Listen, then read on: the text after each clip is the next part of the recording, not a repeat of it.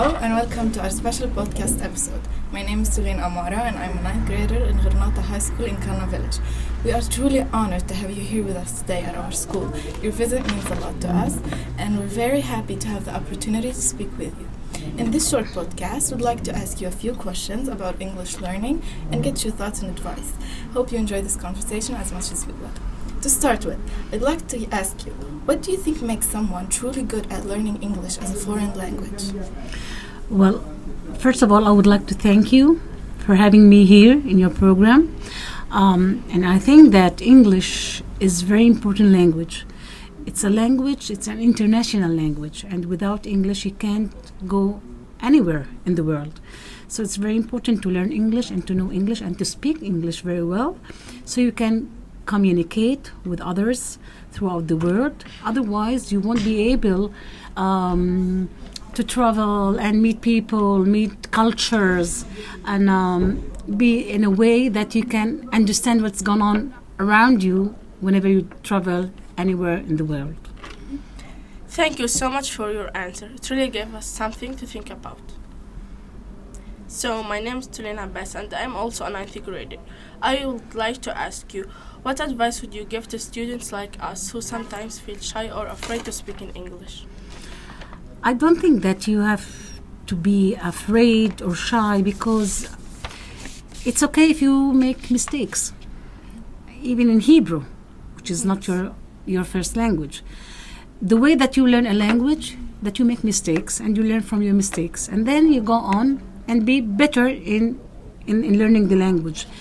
There's no way that you learn a language if you don't practice it.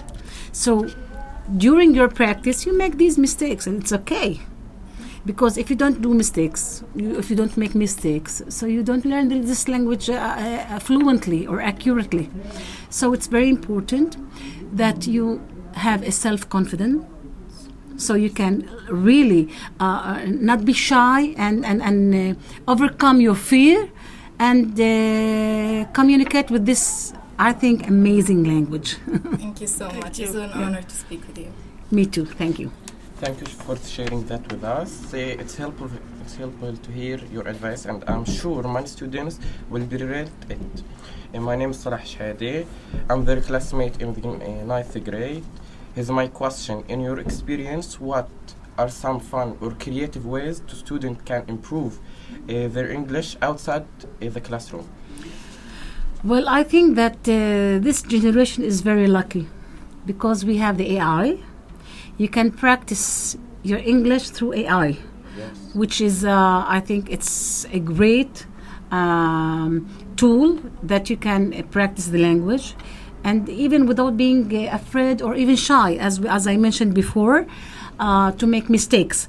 So through the AI, you can improve your language, you can improve your conversation. And I think the second thing to do is to be able to communicate or to have a friend, a pen pal friend. It used to be a pen pal friend in my time, but nowadays it's not a pen pal. It could be AI pal, or it could be someone, a native speaker, that you can have a conversation with him, and this is the way that you can improve your language. yes, And not only to speak the language, to know how to speak the language. It's more to practice it and to speak it accurately with the right and the correct pronunciation and accent, so people can understand while you speak or you talk to them. So they understand what you're saying, because if you don't have the right accent, they won't be able to understand what you're saying. yes, you become So able it's very to important. Yes, it's very important that you practice it and you know the accent and the right pronunciation of it, so you can really enjoy even having this kind of conversation. So, we really appreciate your answer so far. One last question from us. What inspired you to become part of the education field, and what do you enjoy most about your work? Well, first of all, I've chosen to be an English teacher because, first of all, I like children, and I still Who doesn't?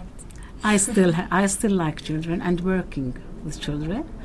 That's one. And the second thing is I know that whenever you do something very important to this generation and to influence their way of life and to influence on them, and that makes me feel very proud of myself and very proud of the things that I'm doing to create a better generation. So I hope that I really do this in the best way, so I can lead to this. So I can lead this generation to become